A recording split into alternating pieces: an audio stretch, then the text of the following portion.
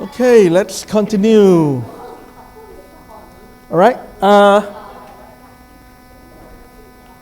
We are diving into identifying the market segment or your potential customer right now. All right. Yes, sure. Normally we segment the customer by geography, demography, male, female, age, or something like that. Education, salary level, or something. Or you can do it by geography. That means in Bangkok, or in Thailand, in Chiang Mai, or whatever it is. Psychography, all right? That's mean the preference of using the product or service or something like that. Behavior of the customer itself, right? You can normally you can customize that, but I'm going into a different way of identifying the customer segment, and which should be a better approach, though, than just a normal geography or demography or psychography or something like that. Anyway.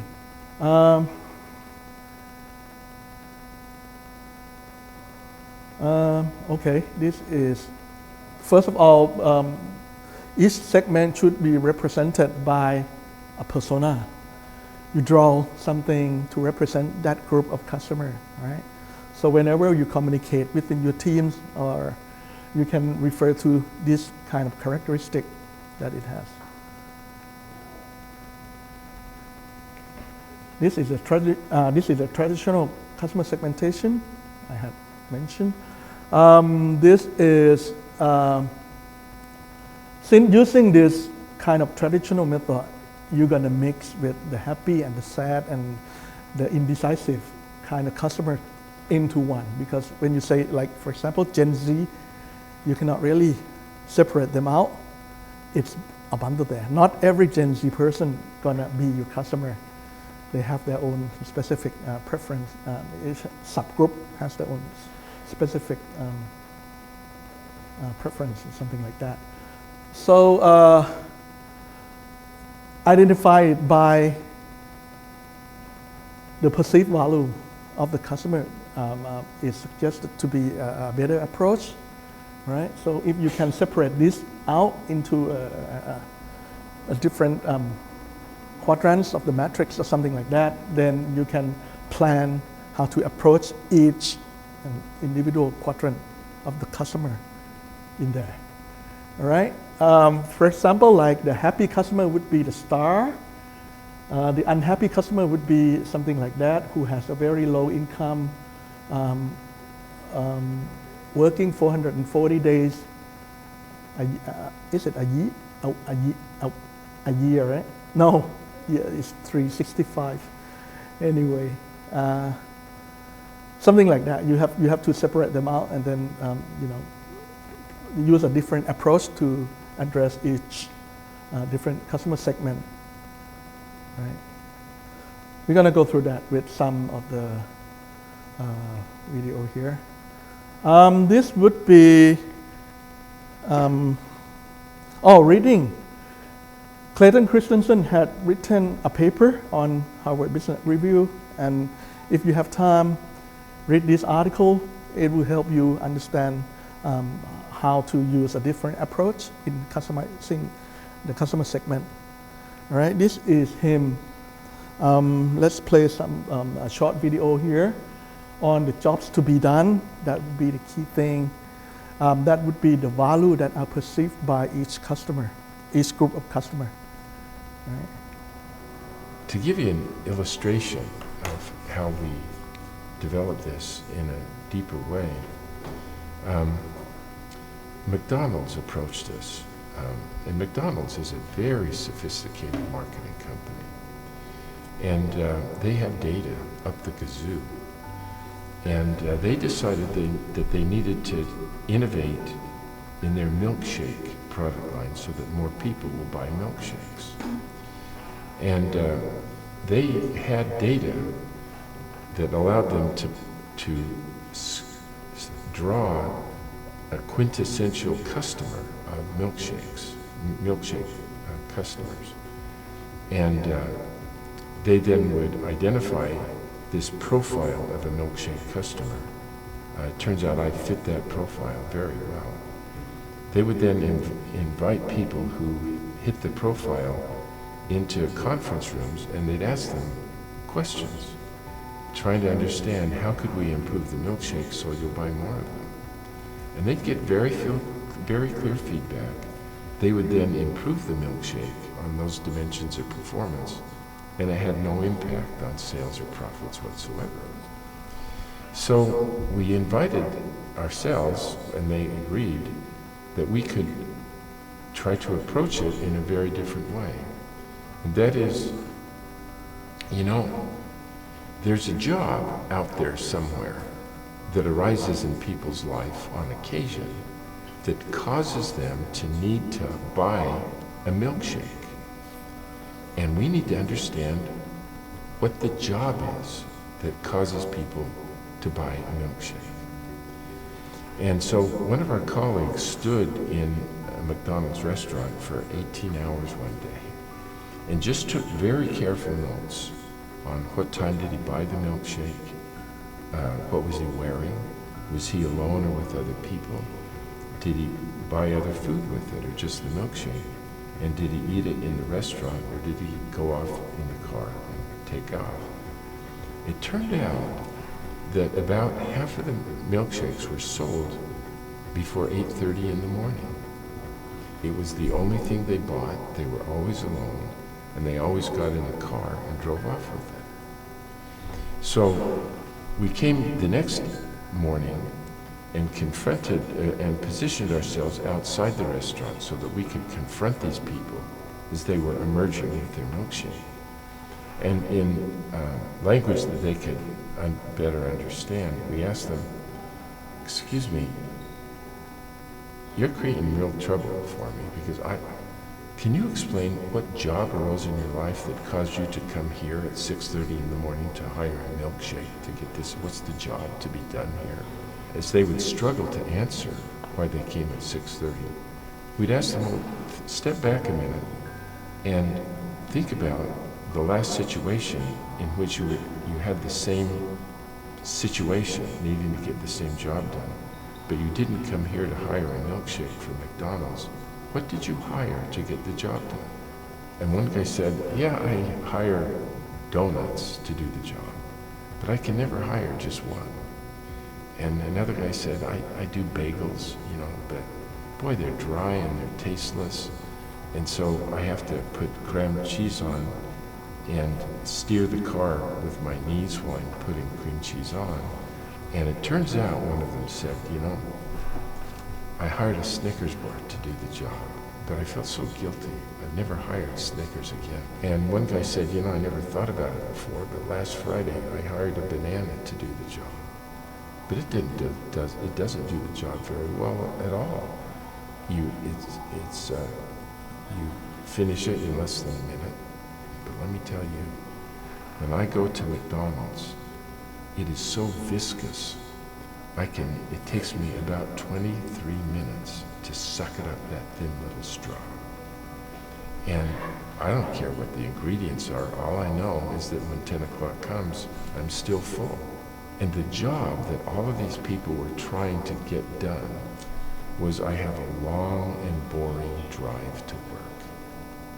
And I needed something that would just keep me engaged with life while I'm driving the car.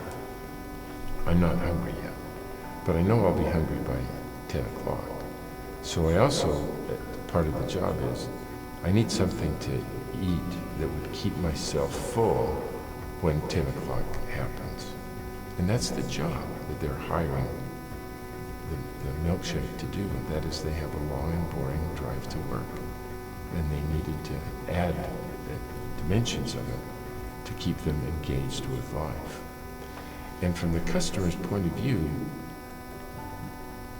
the milkshake does the job better than any of the competitors.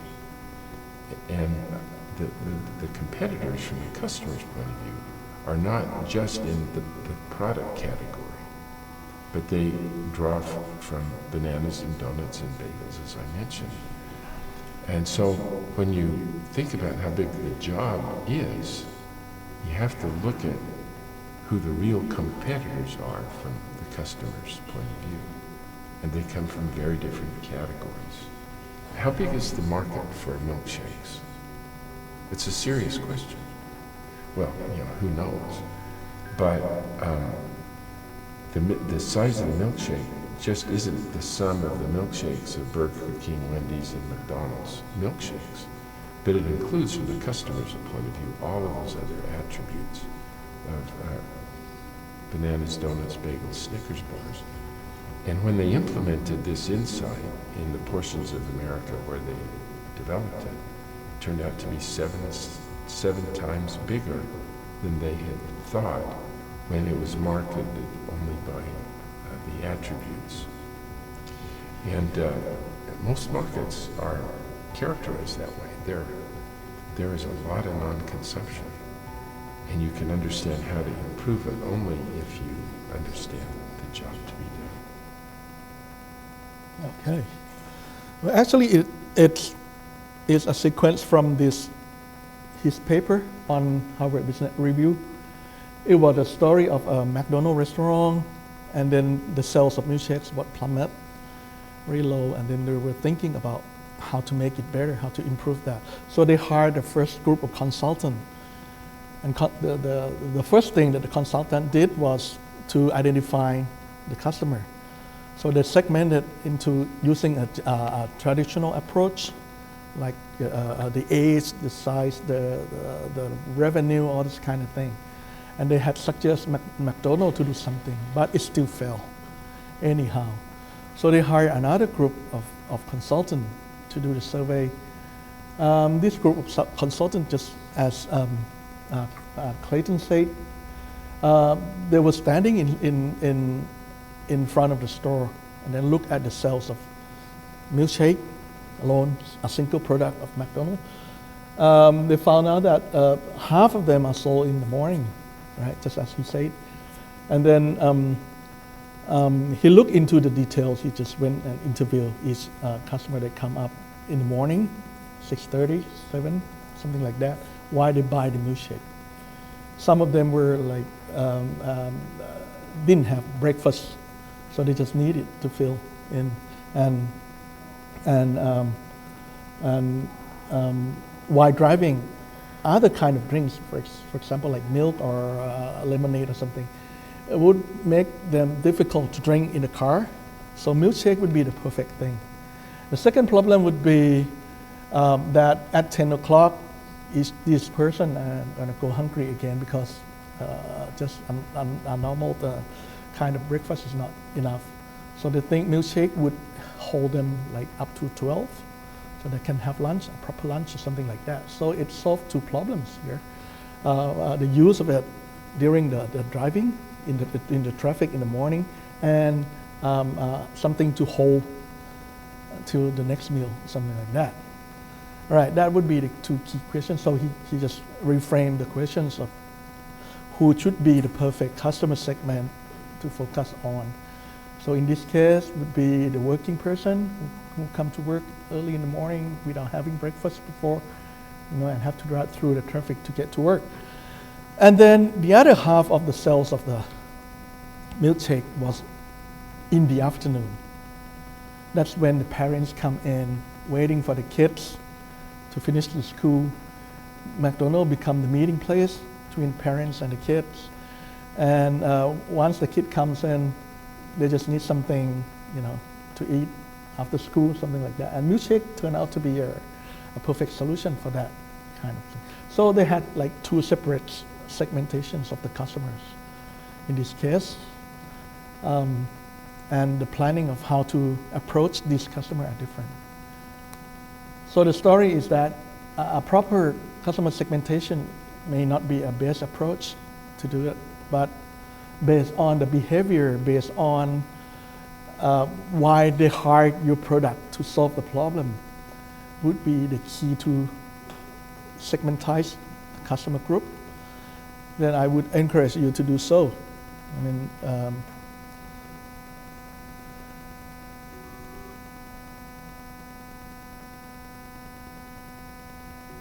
to give you an All right. So this would be the key things to do when defining a customer segmentation. The first question that you have to ask is, why do the customer buy the product? You have to find it out, the answer. How do they use the product? How do they access and acquire the product? When do they buy the product? And who is the real customer of the product? Right? For example, like in the afternoon, parents come in, but parents is not the real customer. Parents is the one who's buying the milkshake, but for their children, right? So the real customer are, is it the parents or is it the children? The children are the one who use the product, but the parents will be the one who make the buy. Anyhow. All right, once you have defined that, answered the 4 or 5 questions, then you try to use this matrix here. This matrix is quite interesting though, because it's separated by 2 dimensions. The horizontal one would be how easy it is to use the product, right? Is it self-reliance, that means you have to do it by yourself, or is it require a supporting service? Right? If it's easy, you can use it by yourself without any instruction or something. It should be on this side.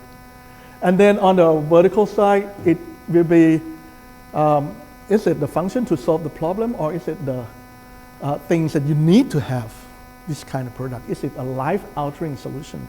That means once you use it, it's going to change your life. Right? So if it's just to solve the problem, then you can classify it in order to into the low quadrants here, and then look together with how easy it is to use. Can use it by yourself, or you need someone to help you. Then you separate it into different quadrants here. For example, just to solve the problem, right? And you can do it by yourself, then that product is easy to switch. If you have a competitor come into the market, then they will most likely change to another product, right? But if it's to solve the problem, but it requires support and service, that means they are willing to pay for the premium price, because the price would depend on the supporting service that you have. All right. Now look at the life-altering solution. If it's life-altering solution and you can use it by yourself, then when the buying will be, if there is any product that serve better, with a better quality, you know, then they will go for it, right? But if it's a life-altering solution that changes how you live, how you live your life, and then it requires a support service, then it will be a very difficult decision to make. And then it deals with the core values and belief. If your product falls into this category, it will be very, your customer will spend a lot of time into buying something from you, right? That is the most difficult thing, because if you want customer to adopt your product, you have to change their belief. You have to change their core values, because it's a life-altering solutions kind of product, and it requires after-sales support. All right. This would be some example. Self-reliance and just to solve the problem. A computer, right? If you use a Windows PC, then one day you might consider using a Macintosh, something like that. You may just switch, because you have to use it by yourself. No support service need, just to solve problems and things like that. All right. Another product that requires support and just to solve the problem is the car or TV, or just a general kind of products that might need some support or service. All right. The life-altering solutions, something like your cosmetics or bathroom amenities, all these kind of products. It will make yourself look better, right? And you can use it by yourself, right? So you can make a shallow decision making. Just give it a try and use it, right? But if something that life altering and requires support or service, for example, like medical treatment, home buying, once you buy it, it will change your life. You need a deep consideration before buying. Right? That is, on the right hand side, is more difficult to make decision. On the left hand side is easier because you can switch anytime, right? And on the left hand side, you can use it by yourself. If you don't like it, you just throw it away. Right? Buy a new thing. You don't have to rely on any other person, something like that.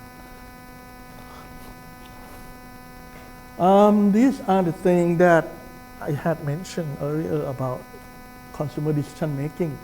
Right? These are the 5 factors when customer buy your product. If they need recognitions, right? If you buy it and you look good, and then you'll be recognized by your peers, your communities, then you are willing to buy it, right? Information searching and processing, that means you are using the left side of the brain, with information, logics, all those kind of considerations with reasons, right? Identification and evaluation of alternatives. Then the third one would be the process of evaluate the product and alternatives solutions. That actually this is the sequence of buying. The first one is if you need and if you can identify the recognition process, then you start the process of considering buying things. Then you do the information search. Then you evaluate the product against others.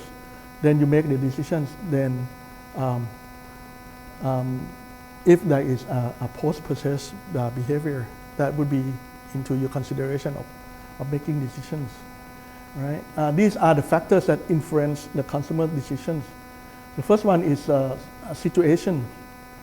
At that point, do the market offer some sales or something very lucrative to buy, very attractive kind of options to buy? Then that would be one of the factors for the customer to make decision. Personal factor, all right? If some other are using, your friends are using, and you think you want to be with one of them, then that would be your factors to consider, right? Demographic, the life stage, lifestyle, personality, that would be personal. Psychological factors like motivation, learning, attitude, belief, that would be another factors to make a decision. And then the social factor, the culture, social class, family, reference, these would be 4 of the factors that you can play around with, and then to come to reach this process of making decisions. This would be a life cycle as well for customer interaction and journey, right? These are from the customer behavior. If you want to persuade someone, it will go through all these stages. Reach, right? You can give the customer a try or something. You can reach, and then the acquired, that means the first purchase here, and then later you're gonna be a repeated customer or not, or you're gonna turn out from being this. And then if you keep repeating, it will be you'll be the loyal customer, or you can exit from the cycle. Right? This would be the activities that you can exercise in each stage here.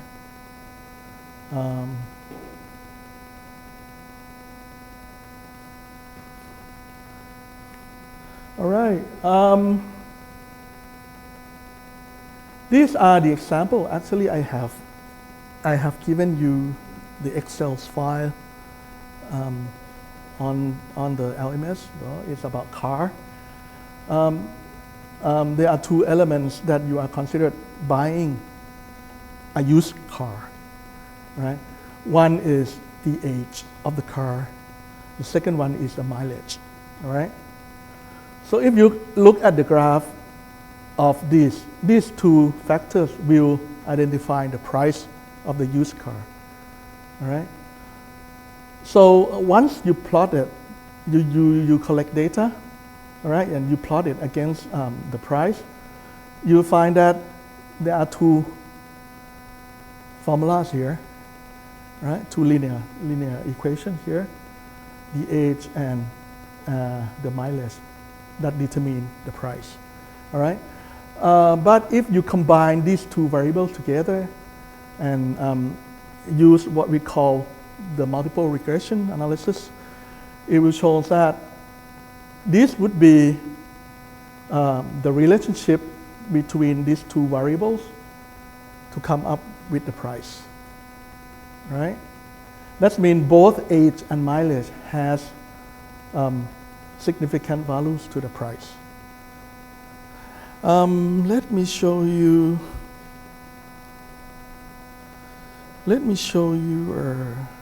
I'll show you later. This would be the results of when you're running the regression analysis. We're going to do that later. Once you define this, once you run the regression analysis, you're gonna have these tables. I'm not sure if you remember from last week that we ran a t-test. T-test is a very simple form of regression analysis, right? But this one you have three variables here. Price is your dependent variables. Price depend on the age and the mileage of the car. Age and mileage are independent variables.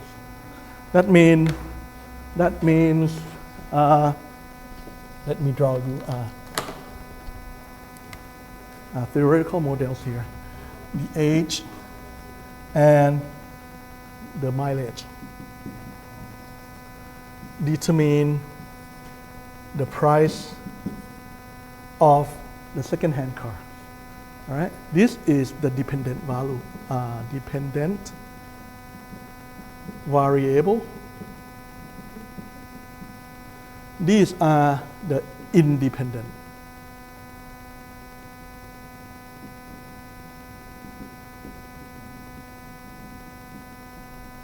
Here, the age and the mileage. All right, so once you collect data and then you plot that, you run the regression analysis, you still remember the p-value, right? The p-value is how significant it is to determine the y variable, the price. In this sense, if your significant level is 0.05, anything that are less than 0.05 means significant. Significant means this variable determine this variable is significant. Right? For this example, both of them are less than 0.05. That means both independent variables determine this dependent variable. In order, this is y, this is x1, this is x2. All right. So from running this regression analysis, there is a linear equations here in terms of y equal b0 plus b1 x1 plus b2 x2. This would be the linear equations. All right. Then you can substitute the variables here. Y is the price here, equal b0, which is the intercept coefficient here. All right.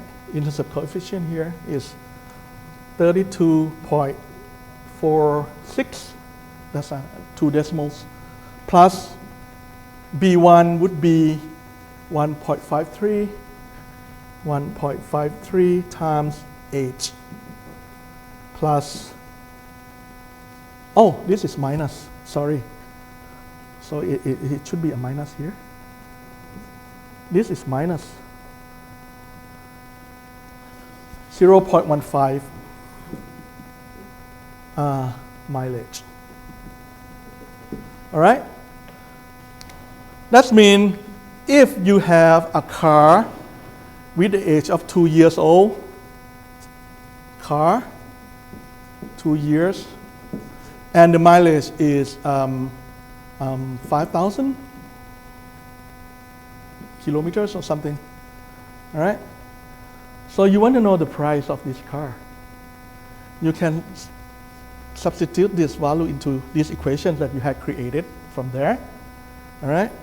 So it will be 32.46 minus 1.53 times 2 years.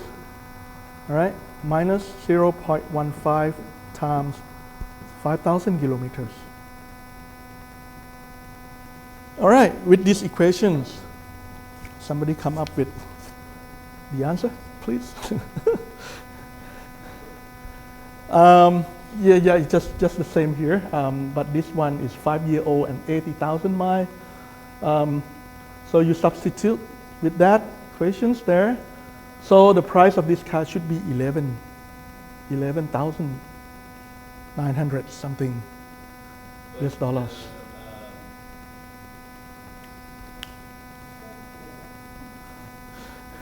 All right?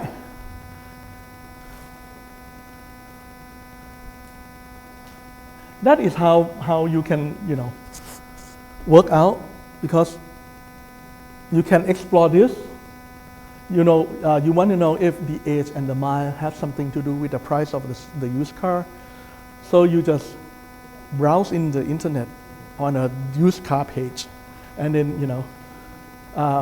list out each and every individual cars that are being sold on the website, how much it is, the old age, and the mileage. All right? You just use that, and then you calculate using the regression analysis to find out that age and mileage have some relationship with the price. All right? Then from there, you're going to get these equations. These equations will tell you if you have your car, all right, with this age and this mileage, how much you can sell at a second used car. That would be some thing that you can use to help, some simple statistic that can help you identifying how much you can, charge or something like that. There are a lot of applications that can use this, all right? For example, this is the data that I have given you as well on the LMS. It's about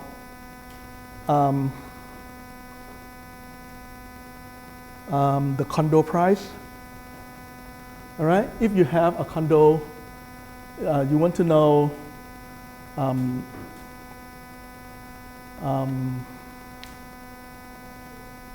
let me show you the real file here.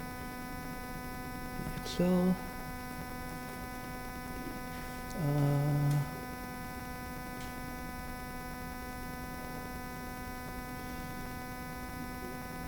This is the used car, all right? The condo price is like this. All right, you know that condominium are being, wait, let's. Hi guys, All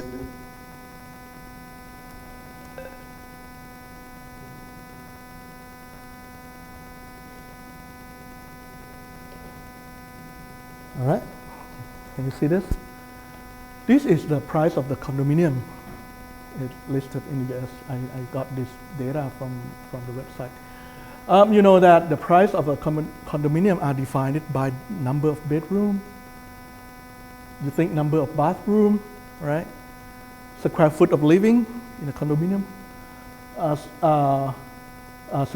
Square feet of shared space in the condominium. The floor where it's located. What kind of condition it is, and what kind of condominium grade that it is. All right, and year built. This would be the raw information that you think it is related to the price of the condominium. And then from here, you wish to plan of how you're going to sell your condo. If you have your condominium, you want to know how much you can sell with given these conditions.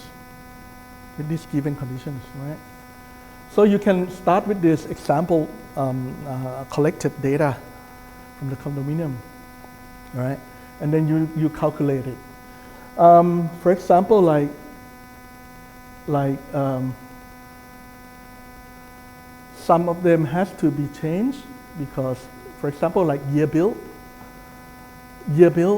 can represent in the age of the condominium, all right?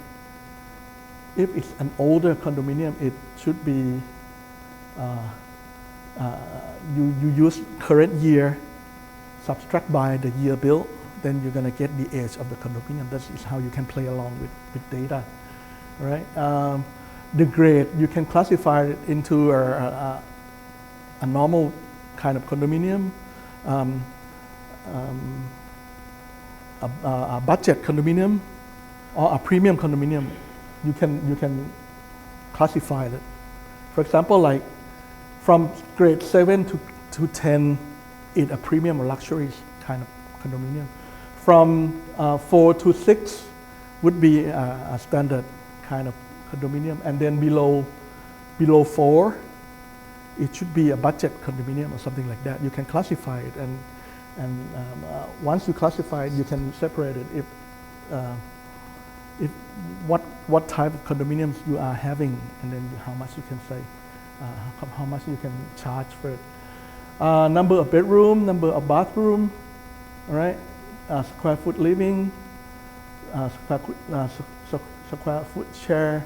You can use these numbers. Floor, you may consider low rise, first floor or second floor, and then the third floor would be in medium rise, and then greater than fourth floor, fifth floor and up should be a high levels. All right.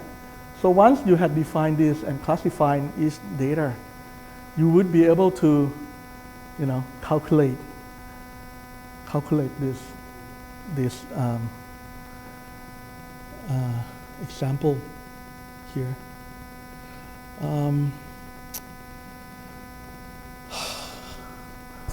It's quite difficult to let you explore with data here. For example, like question. Yes. So we have the equation of, well, maybe I haven't answered The point is, with this equation, you would know how much you can charge your customer, how you can set the price to charge your customer with a certain type of product. For example, if you have a condominium with 2 bedroom, right, 2 bathroom, and then a number of square foot living, the size of the size of this condominium, and then is it a low rise, or is it a middle, or is it on the top floors, something like that, with conditions or something like that, the year built or something like that. You want to know which factors define the price, right? Let me show you how we can do it, right? For example, you can reconstruct this again. Price, you can use this equal to the price here listed in this model. So you have this one, you drag it down, all right, until the end of this. Let me know if it's being recorded. Yep, it's being recorded. All right, that would be the price that you can use. Number of bedroom as well. You can, yes, you can just copy this number of bedroom here. All right, and then you drag it down, so it will be here. Wait, why would that be? Let me show you square foot of living. Can't you just like select all? No, it's not a select all. Okay, square foot of living, just like this. Is the way how you can manipulate your data. Square foot chair space is equal here, and the chair space here.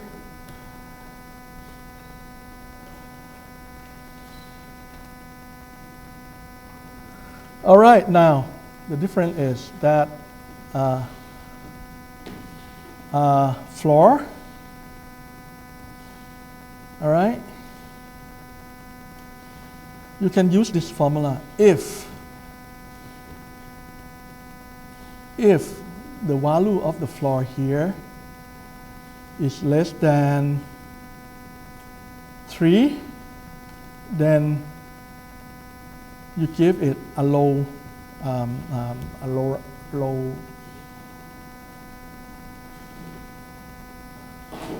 let's say low rise is number 1, all right?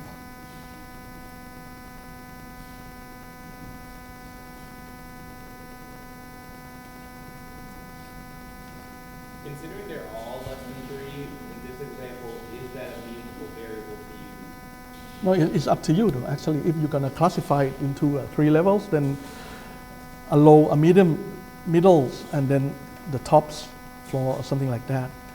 You can use that, all right?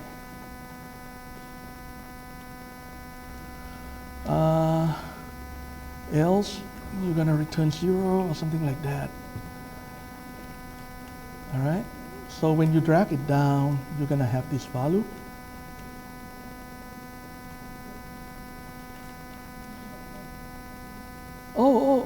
Everything is under, is either 1 or 1.5 or 2 maximum. All right. Then just forget that. You can use just this straight. All right. Anyway, this is to your data here. All right. Condition. All right. If the condition value is less than 4, then you're gonna have it as a low level conditions here.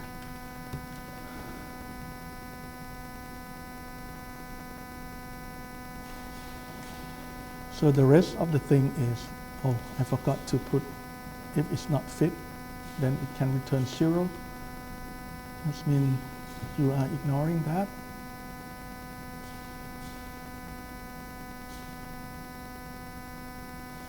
All right, there are some condominium or apartment that is exceed the low level condition that is greater than 4. Right?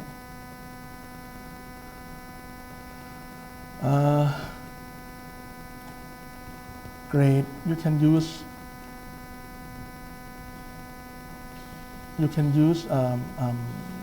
function like switch, so that you can select this value. Grade here, 7.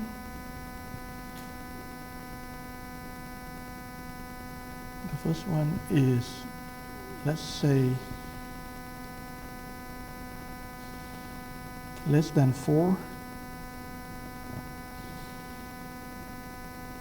Then you can return a 1. And if it's greater than 7, you can return a 3. The one in between 4 and 7, you can return a 0, a 2. No, there's something wrong with this. Oops, sorry. If it's less than 7, you can return a 2. Then if it's greater than or equal to 7, you can return a 3. Something is wrong with this. Switch S2 expression.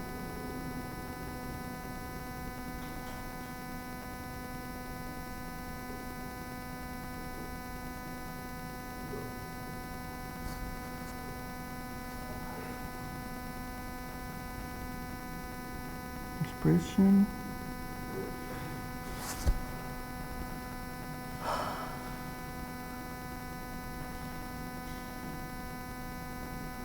Oh, there's something wrong with my formula here. We can do switch expression. Okay.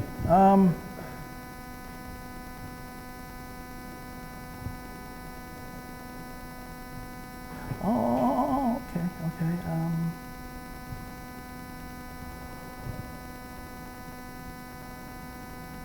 Less than 4. No, it's great. S2 is less than 4, then return 1.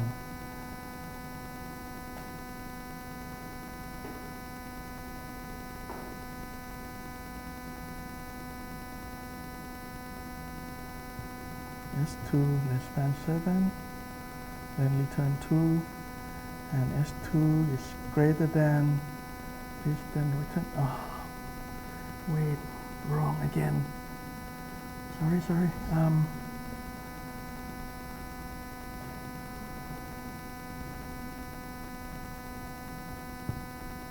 I just used this yesterday and I forgot.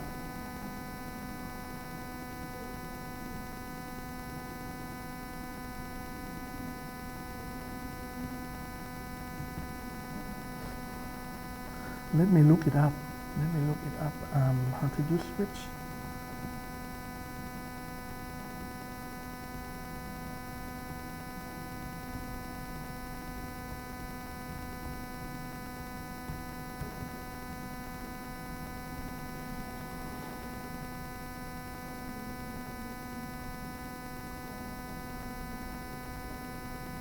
Switch equal 1, then Sunday equal to,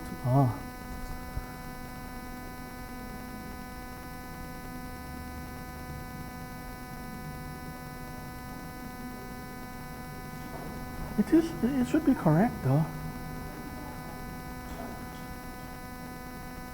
Switch is grade 7, expression less than 4, then return 1.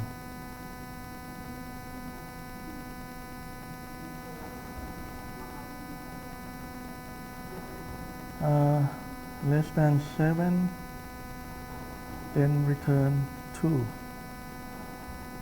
and then greater than or equal to 7, then return 3.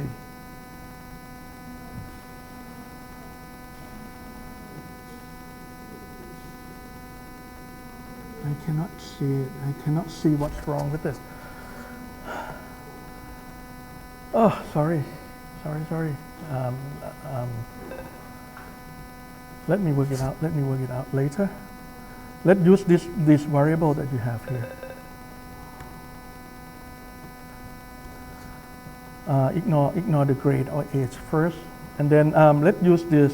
This is the y, right? So what you can do is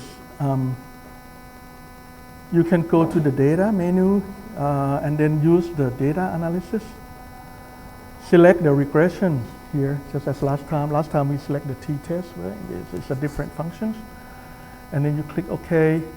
And then on the x-axis, on the y-axis, this would be your results, dependent variables, right? And then on the x-axis, you want to know if number of bedroom, number of square foot of living, number of chairs, number of floors have something to do with the price. All right, and then you don't forget to select that. The first row of what you select has some label, so you select label. And then the output range, you can use this pick here and then select a space here, for example, like here, right? And then click OK. It's going to return the summary of output here, all right? So you look at the p-values of this. Your cutoff would be 0.05, right? Significant level. So you know that number of bedroom has nothing to do. All right, number of bedroom has nothing to do with the price. All right, I will highlight this. Number of room has nothing to do with the price. All right, square foot of living is less than 0.05. It's very significant to determine the price. Square foot is no. All right. All right, and also the floor number is no. So in this case, only square foot of living has something to do with the price. All right. So from the test, you know that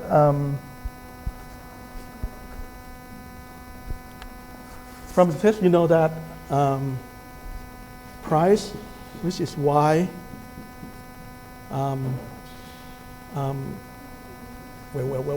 price, number of square foot living,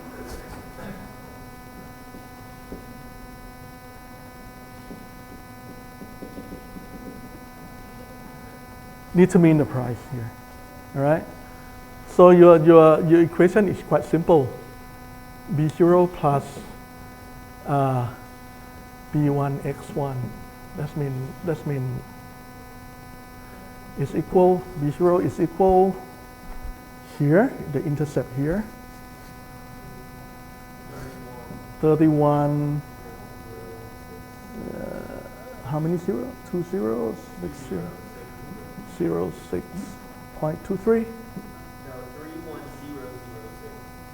31006.23 plus B1 60 or 60.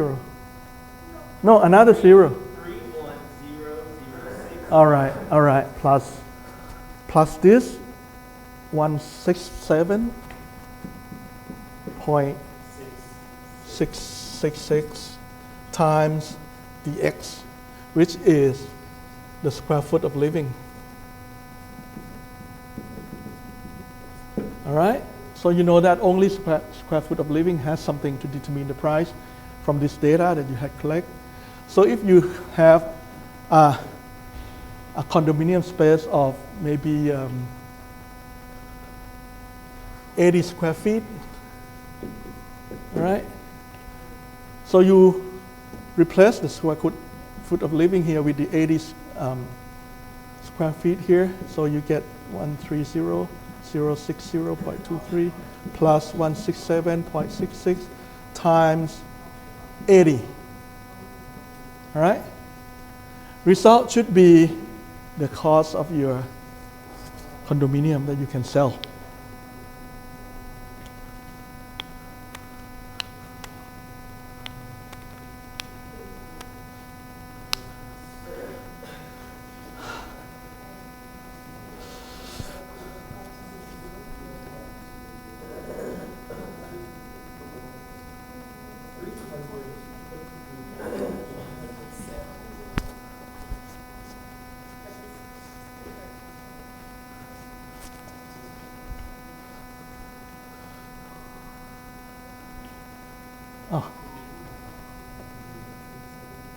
So it's how much? 300 and, how much is it? 323,000? Really?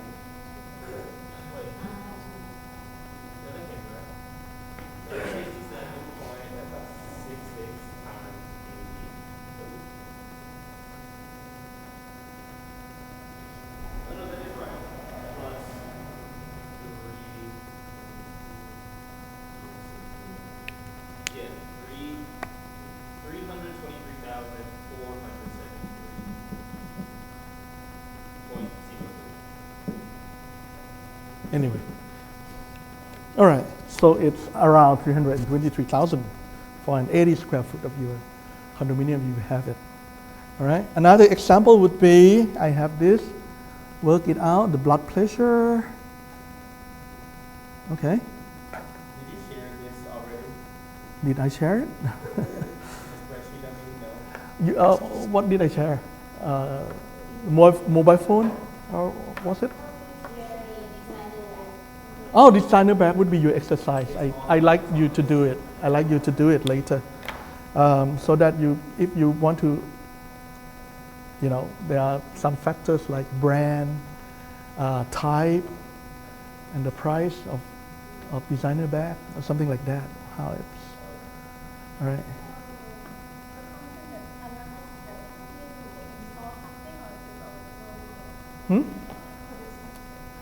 You have to install it. Actually, it's available for free for any Excels. Well.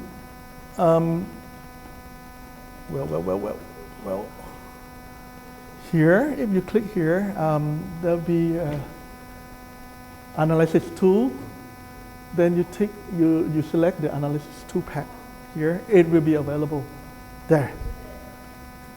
I'm not sure about Google Sheet if they have similar functions like this, but it's a very useful, especially if you are doing the thesis writing. You don't want to use a very expensive application like SPSS, or or at most it's too complicated. You can use Excel, and well, it's good enough to but it has some limits anyway. But anyway, it's good enough already.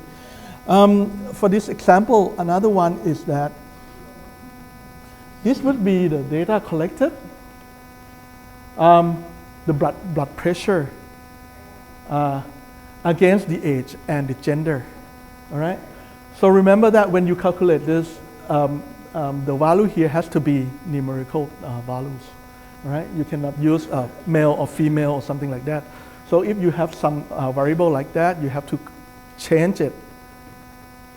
For example, like giving male a 1 and female a 0, so that they would know this is something different, right? So if you look at this, if you have the blood pressure and the age and the gender all together, all right,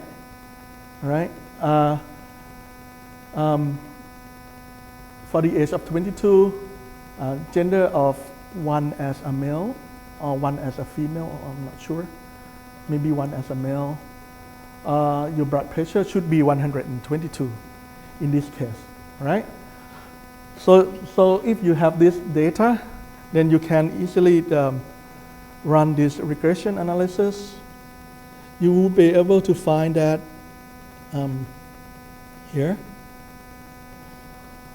From the given data, you would be able to find that both age and gender does matter in determining the blood pressure of a human, right? Both age and gender has something to do with the blood pressure. So in this case, why is the blood pressure?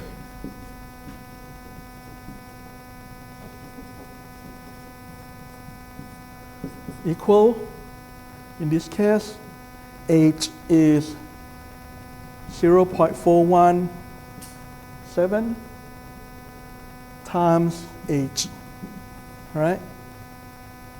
Oh, sorry. I haven't added that 99 into the formula yet. In the example here, you have B0, which is 99.23 plus 0.417.42 times age, right? Plus 12.85 times gender.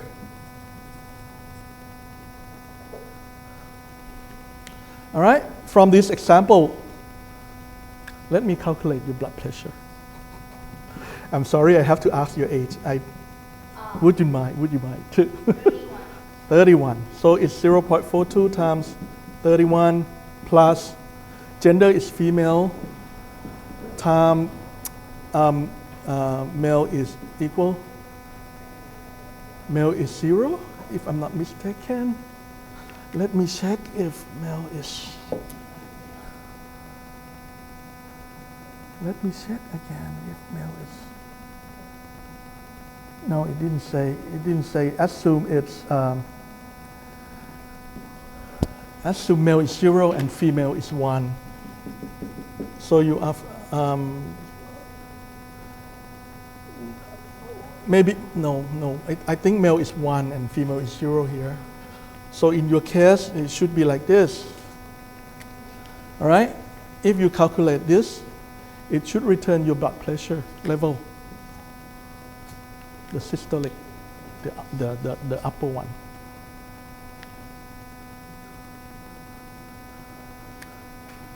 So Chris, would you like to share your? We can use this formula here. Oh, or Peter or James. 17. You're 17? No, come on, be honest. 12.85 times 1 as a male. You are 31, right?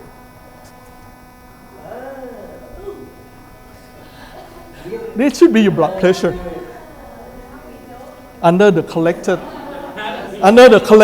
data that you have here. All right. What time is it? 12. I like you to, use the given, discuss in your group. I had given you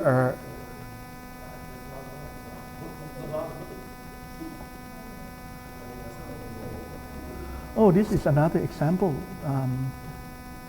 It's the phone.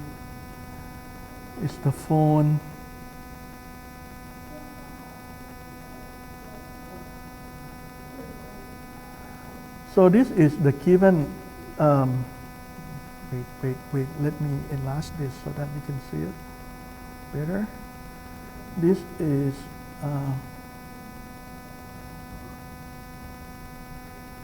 This is the results. All right, this is another example. It's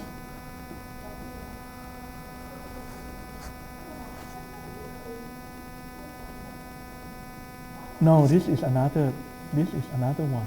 This is not there. No, this is a different story. Don't use this phone thing yet. I will cover it later. All right. I have given you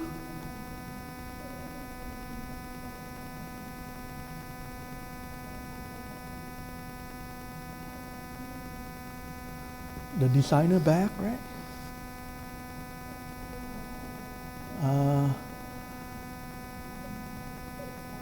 This would be your exercise that you can do with your group so that you gain more understanding of how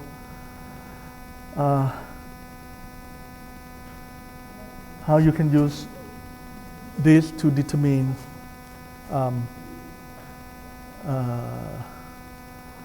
the decision that they are made. All right, from this data survey, you have three variables here.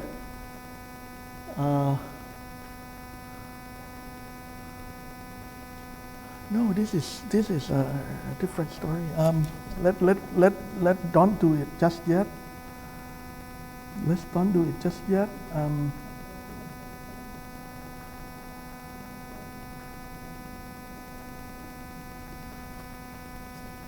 gonna cover you in a flash. So this thing just show you how to calculate how to use the regression analysis to come up with the model with the model that you are using. All right. In the example, price is always be the dependent variable, right? And then there are some other factors that determine the price. That would be our example in this scenario at the moment. But I will proceed with. Hi guys, in this video I want to very quickly take you through doing multiple regression in Excel. I've made it. Where is it from? From me? What happened?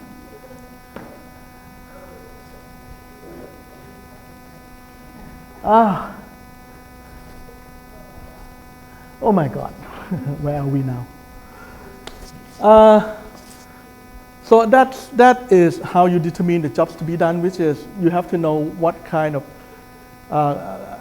essential factors that determine the decision of customer buying, that kind of thing, right? For example, that from the previous example that I have given, you have worked out on the condominium example. Square foot of living would be the factors determining the price of the condominium. On the blood pressure, you know, the age and the gender has something to determine the blood pressure as well. That would be some example. That would be the customer jobs to be done. If you want to know how to set up the price of something, of your product or service, and you have to know what factors determine the price that lead to the buying decisions. All right, that is that kind of thing. All right, there's some other factor as well, like what you are offering to the customer, what the product can do. All that kind of variables has something to do with the decision making. To check if it's true or not, then you have to collect data, do the survey, collect data, and then run the regression analysis on multiple variables. Then you will come up with what factors really determine the dependent variables, the thing that you want to explore, the decision making of your product buying, something like that. All right.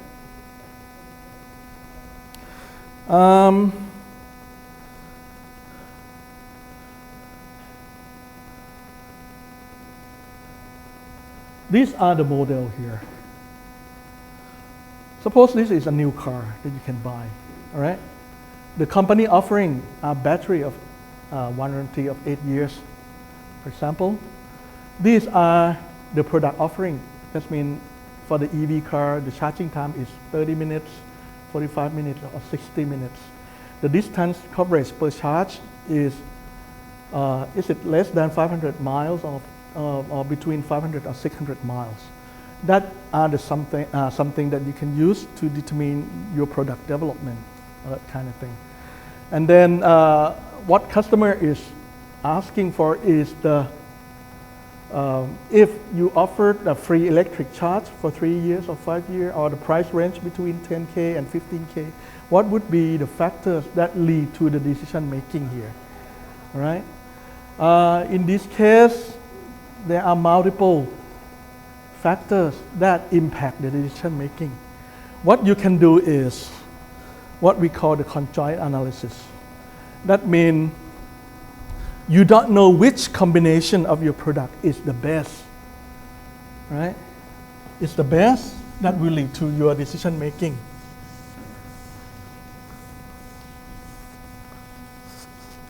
For example, if you think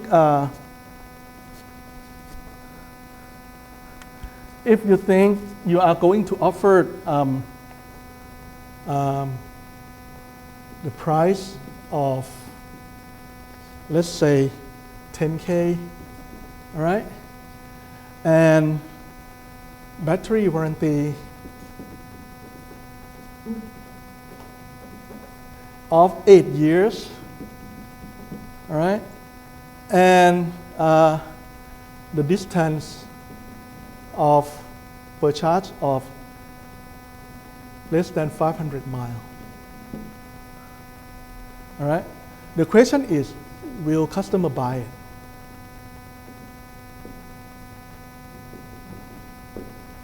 All right? Or if you decide to offer under the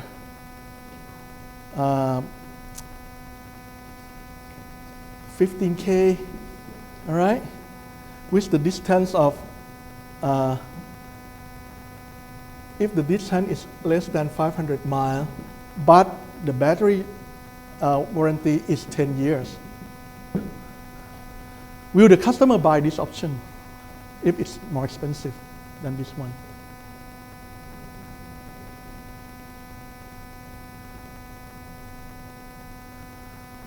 All right, or if you can have another options like 15K, 8 years, but this is greater than 500 miles,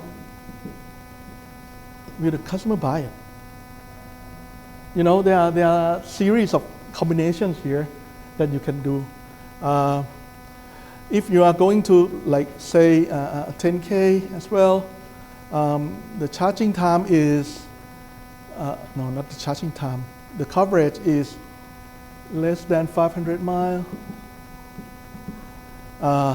And this would be 10 years, all right? Of course, this one, you will want to buy it on these combinations rather than this one, right? Or if it's 15K, the coverage is 8 years.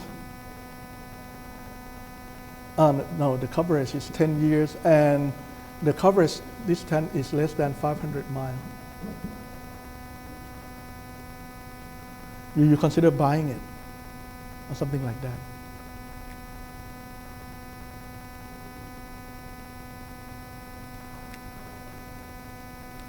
There are a series of combinations that you can play around here. And when you ask people, you just give them option 1, option 2, 3, 4, 5, option 5 here. Give them different options and then ask if you're going to buy it. All right? This is going to be a yes. This is going to be a no. This is going to be a yes, a no, or something like that. All right? This would be the answer.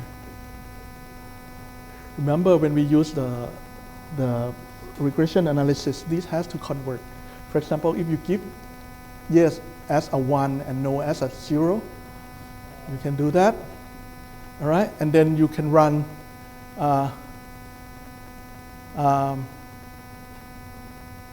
regression analysis here. Price is the value in itself, so you can keep this one. Battery warranty, 8 years, 10 years. You can change 8 year into 1, 10 years into 2, something like that, so that it evaluate on the same scale here. This one less than 500, turn it into 1. More than 500, turn it into 2. Something like that. All right? So you can run regression analysis like this.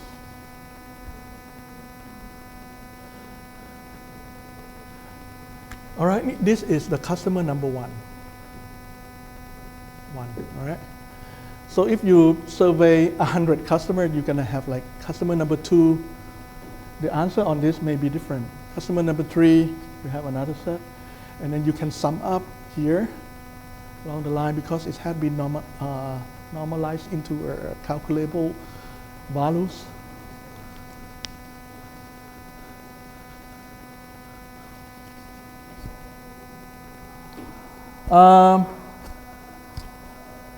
Oh, this is the example of that kind of thing. Question set number 1, warranty 8 years, battery charging time 30 minutes, distance 500, all right? Jobs to be done, price of 10K, 15K, the same kind of thing, all right?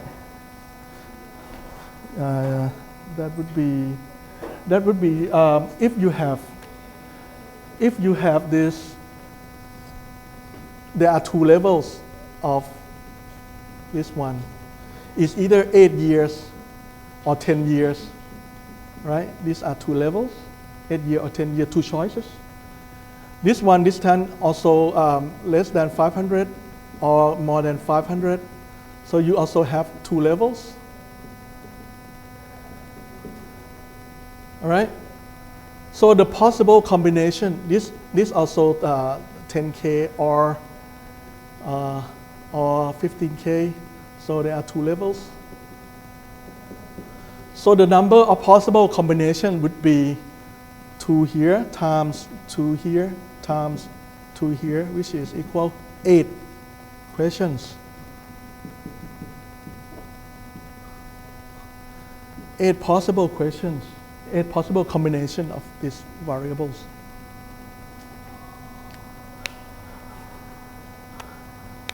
All right, that means if you list it like this, 10K, 8 years, less than 500 miles, the second question would be 10K, 8 years, greater than 500 miles. The third question would be 10K,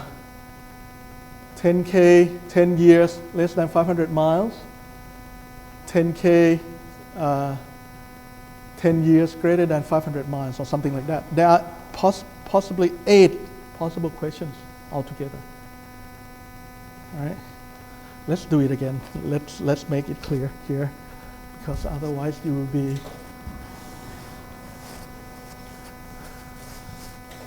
dull.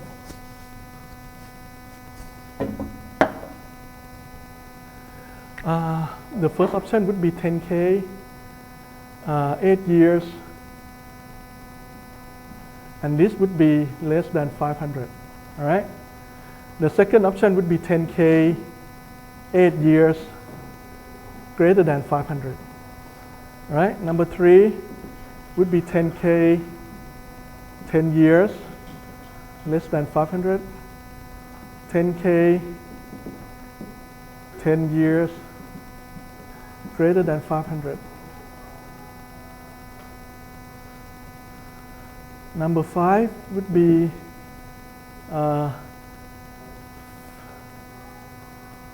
15K, 8 years, less than 500. Number 6 would be 15K, 8 years, greater than 500. Number 7 would be 15K, 10 years, less than 500. And number 8 would be 15K, 10 years, greater than 500.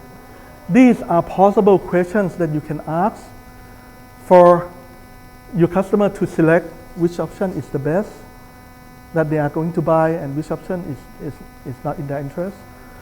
Of course, for example, this kind of questions, well, if they exist in your set, that means anyhow they're going to select this because it's the most expensive and the greatest distance that they have. All right, or this one.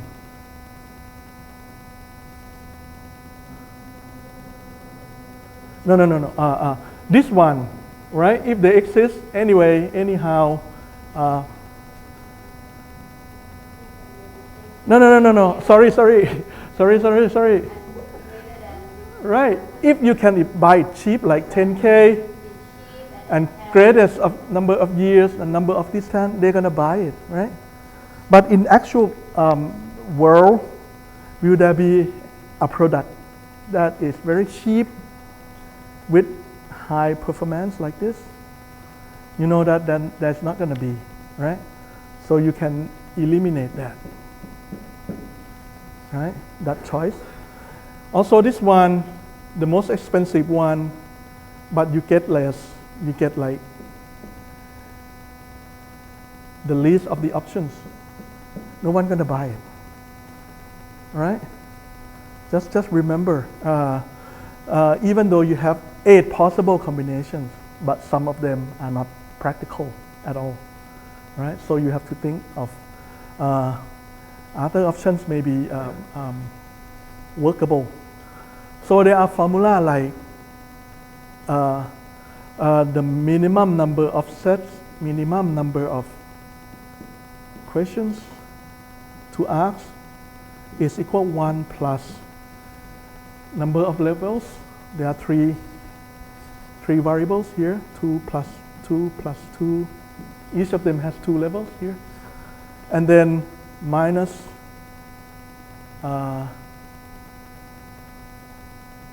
minus what? 3 variables, minus 3 here, right? 3 variables, 1, 2, 3 here. So it's equal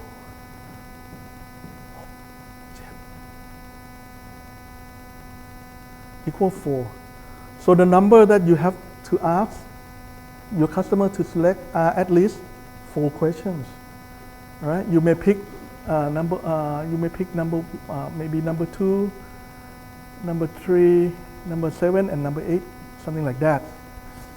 This would represent the entire deck of your selections. All right, so it's very much on how you design your questionnaires. All right. So this is the attribute here. There are 3 attributes. These are levels. Each of them are,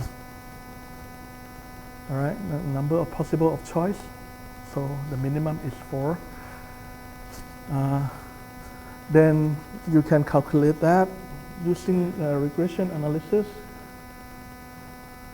Oh, okay. The cheapest one with the best of everything is ignore. Expensive one with the least of everything is also ignore. It's not going to happen. All right. The result should be you can do multiple linear regression analysis, find the formula, and then you're going to find the relationship and using the technique to determine if people are going to select it or not. All right.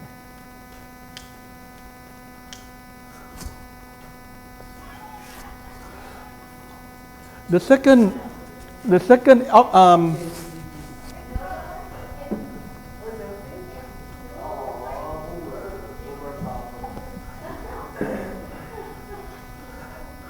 I know this one is a little bit difficult, but you understand it. You would be able to, perform to make sure that if your product is going to sell or not. The second example would be the mobile phone. All right, you know that your mobile phone, we have these variables like size of screen, resolution of camera, and the price. All right, these would be the attribute, 3 attributes. Right, screen, camera resolution, and price. All right, you have 3 sizes of the screen, 4 or 5 or 6 that are the levels. And camera resolution, you have 10 meg and 12 meg. Sorry, data might be a little bit too old. And price, you have 3 price range, 8K, 10K, or 12K. All right? In this case, you can form how many possible combinations? 3 here, times 2 here, times 3 here, which equal 18 possible questions. All right? But you can't just give 18 questions to a customer and then ask to, select one or rank 1, 2, 3 or something like that. It would be difficult. You know that a combination like 4-inch screen, 10 meg of resolution at 12K, nobody gonna buy it, right? Or you know that It's not 18, but it's 18 different combinations. 18 different combinations of, yeah. So you can, It's like 3 questions, but 18 different combinations. No. no, 18 options. 18 possible So she can ask if packages. they would be interested in any of those 18. No, I mean like size of screen, there's 3 options. Resolution of camera, there's 2 options. And what price of the Price are 3 options. The combination of this, one size of the screen, one size of camera resolution, and one price. yeah. A combination like this, 18 possible Yeah, questions, so 18 different outcomes. 18 different solutions, 18 different packages. Yeah. And then you ask your customer if they're gonna buy this combination. All right? No, it shouldn't be 18 questions. It should be 18 solutions or 18 results.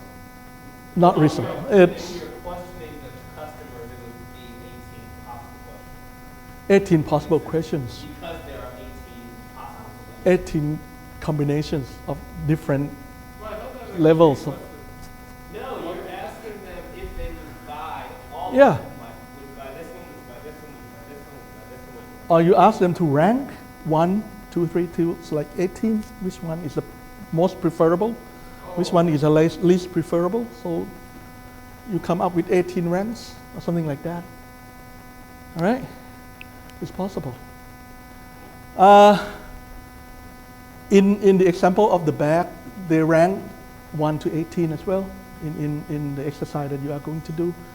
But remember, having ranking number 1 should have the highest value, right? Then you have to convert it. That would be the tips. Anyhow, there are some certain instance like the screen of 4-inch at the cost of 10, at the camera resolution of 10 megapixel, and the price of 12K. Nobody gonna buy it. Nobody gonna buy it. Or you have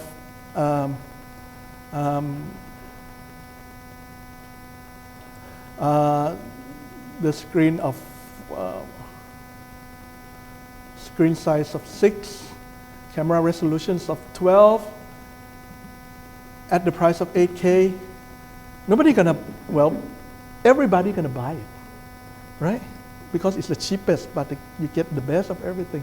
And in actual world, there would be no such combination like this. So you can eliminate it. It doesn't work that way.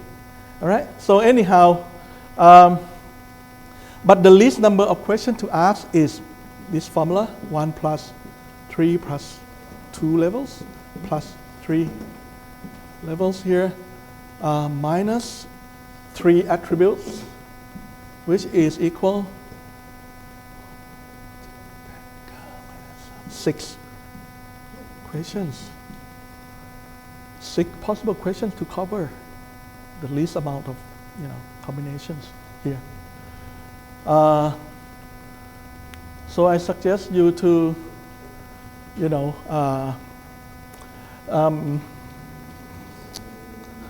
let's go to lunch first, and then it's a little bit complex here. This would be the example of 18 combinations of possible questions. All right. This would be the results to run here. I had eliminated some of the data, like the 4-inch screen. The resolution just keep to the price range should be these two. If I eliminate the lowest one, this would be the results here. And then you get the p-value of here. Everything is here, except the screen resolutions of here. It get errors message. That means you have to neglect it. So in the combination, that size of 5 or 6, the price of 800, 2,000, and a price of greater than 1,000 has something to do with the selection decisions of the customer. All right, ignore this one. So this would be the preference to buy. All right, so this would be the equations here. 583 times, you know that, you know this, 583 times the coefficient of this, right?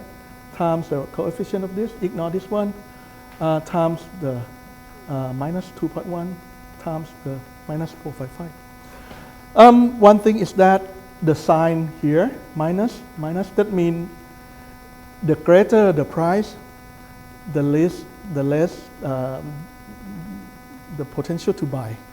It's in a different directions here. That's why it's negative. If it's positive, that means the more of this, the greater the size of 6, the more potential to buy. So you know that. You know that. That would be the formula here. You replace with the coefficient and then the formula here. Then you will be able to perform the calculations of if you have a 6-inch screen, 12 megapixel for the price of 1,300, which is greater than 1,000, right? So you can replace that with the value like this is the size of 5, right? So it would be 0. The size of 6 would be 1 here. Resolution of 10 would be 0, and resolution of 12 doesn't matter. The price is here, 1,300, which is greater than 1,000. So you replace it with this number. All right. So the preference to buy is 4.5 out of 10 of the scale. That means still a little bit below the par average, the midline, right?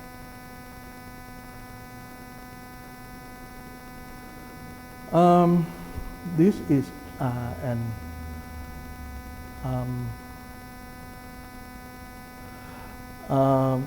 options for you if you want to rank something.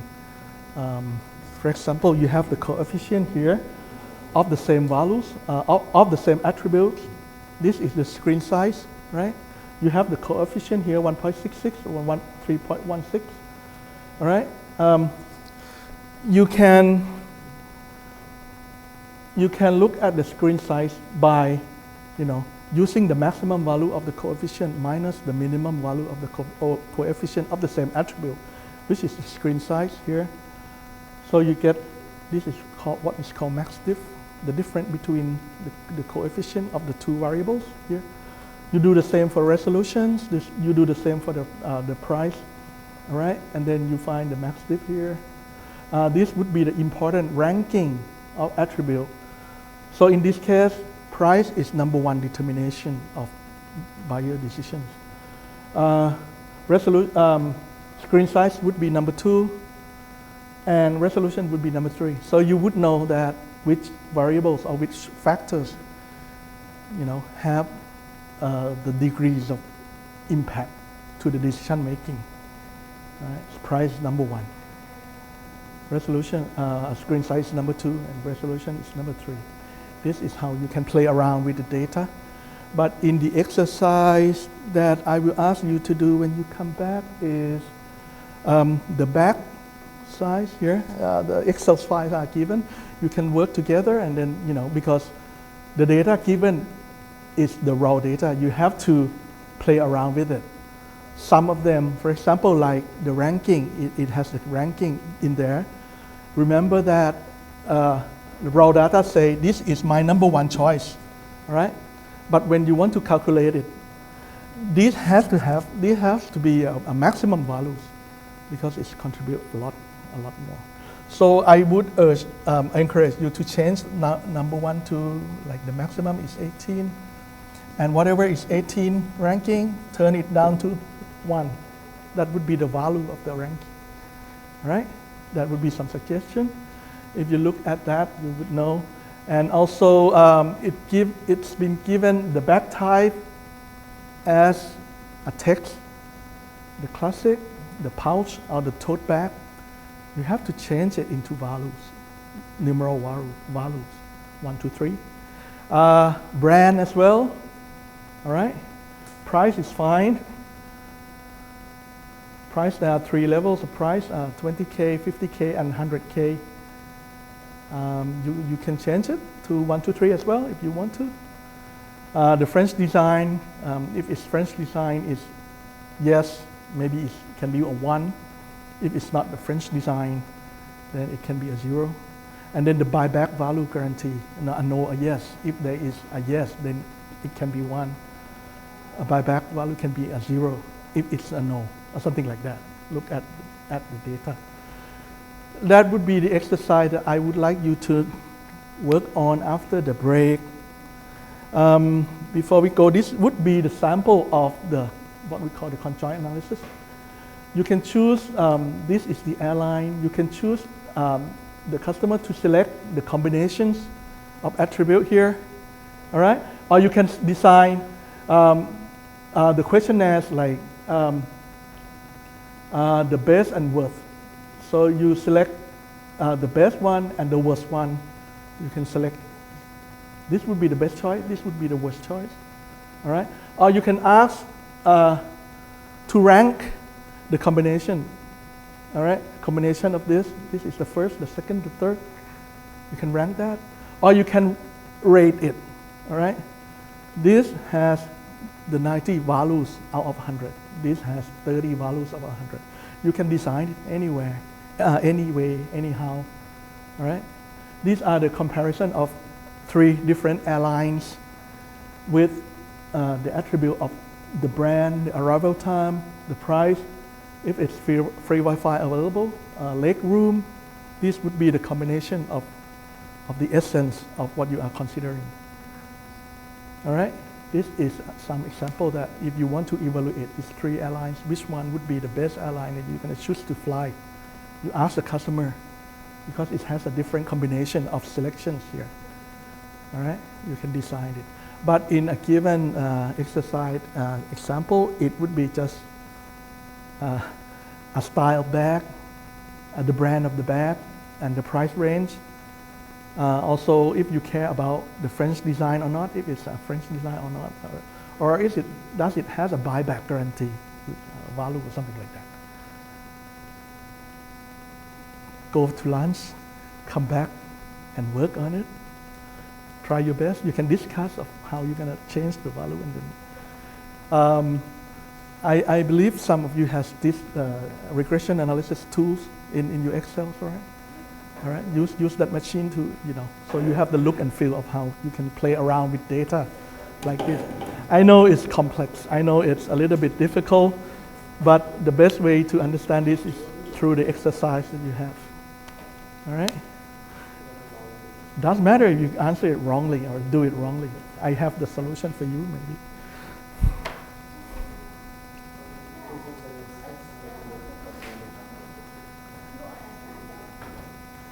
All right, enjoy your lunch. Come back at 1:30 to start your exercise on here. Then we can move on to the next chapter later.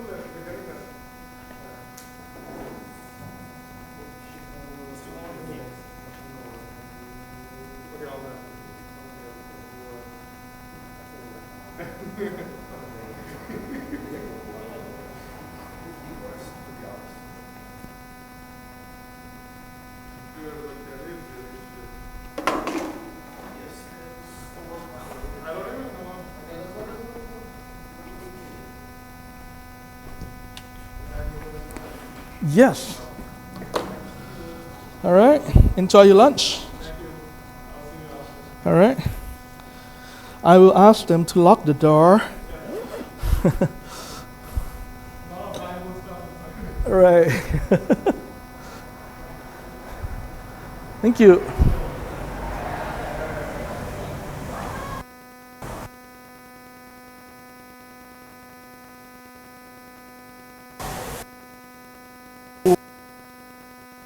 08ให้หน่อยนะครับ แล้วเดี๋ยวกลับมาตอนบ่ายโมงกว่าๆ